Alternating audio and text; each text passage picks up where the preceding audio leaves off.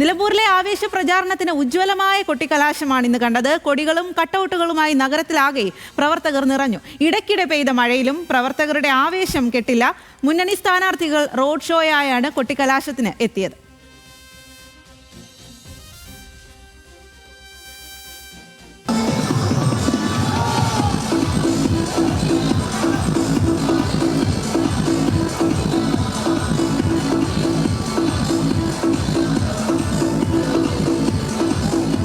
ആവേശം അലകടലായി. നിലമ്പൂർ നഗരം ജനാധിപത്യ ഉത്സവത്തിന്റെ അരങ്ങായി. കൊട്ടിക്കലാശത്തെ അണികൾ ആവേശത്തിന്റെ പരകോടിയിലെത്തിച്ചു.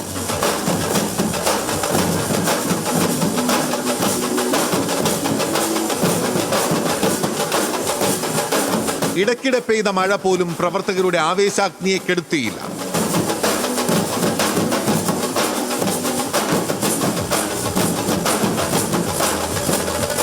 ചെണ്ടമേളവും ബാൻഡ് സെറ്റും ഒരുക്കിയും കൊടികളേന്തിയും പ്രവർത്തകർ കൊട്ടിക്കലാശത്തിലെ ആധിപത്യത്തിനായി മത്സരിച്ചു.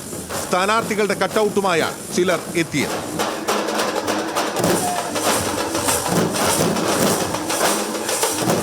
രാവിലെ ആരംഭിച്ച റോഡ് ഷോയ്ക്ക് ശേഷമാണ് LDF സ്ഥാനാർത്ഥി M സ്വരാജ് കൊട്ടിക്കലാശത്തിനെത്തിയത്. വഴിക്കടവിൽ നിന്ന് ആരംഭിച്ച റോഡ് ഷോയ്ക്ക് നിലമ്പൂർ ടൗണിൽ ആവേശോജ്വല സമാപനം.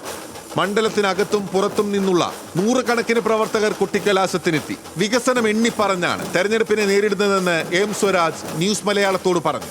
നിലമ്പൂരിന്റെ ചരിത്രത്തിലെ ഏറ്റവും അത്ഭുതകരമായ ഒരു ജനസഞ്ചയമാണ്.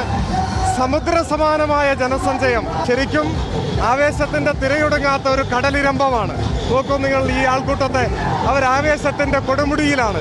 ഇത് ഈ നാടിന്റെ ഹൃദയസ്പന്ദനം നമ്മുടെ മുൻപിൽ വിളിച്ചു പറയുന്നുണ്ട്.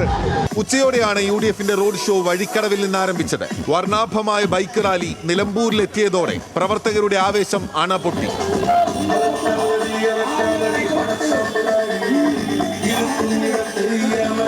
ത്രികോണ മത്സരമില്ലെന്നും മത്സരം LDFും UDFും തമ്മിലെന്നും UDF സ്ഥാനാർത്ഥി ആര്യാടൻ ഷൗക്കത്ത്. നല്ല നിലമ്പൂരിന് വേണ്ടി എല്ലാവരും ഒരുമിച്ച് കൈകോർക്കുക എന്ന ഒരു ചിന്തയിലേക്ക് നാട് മാറിയിരിക്കുന്നു.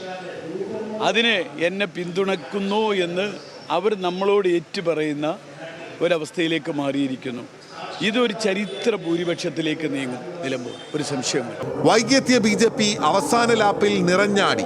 നഗരത്തിലെങ്ങും കാവിക്കൊടി നിറച്ച് BJP പ്രവർത്തകർ കൊട്ടിക്കലാശം കളറാക്കി.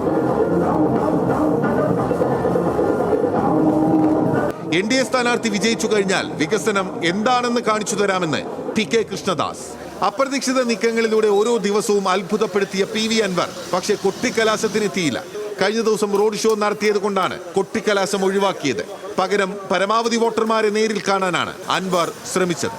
3 ആഴ്ച നീണ്ട തെരഞ്ഞെടുപ്പ് പ്രചാരണത്തിന്റെ എല്ലാ ആവേശവും പ്രതിഫലിപ്പിക്കുന്നതായിരുന്നു കൊട്ടിക്കലാശം. നാളെ നിശബ്ദ പ്രചരണത്തിന്റെ ദിനമാണ്.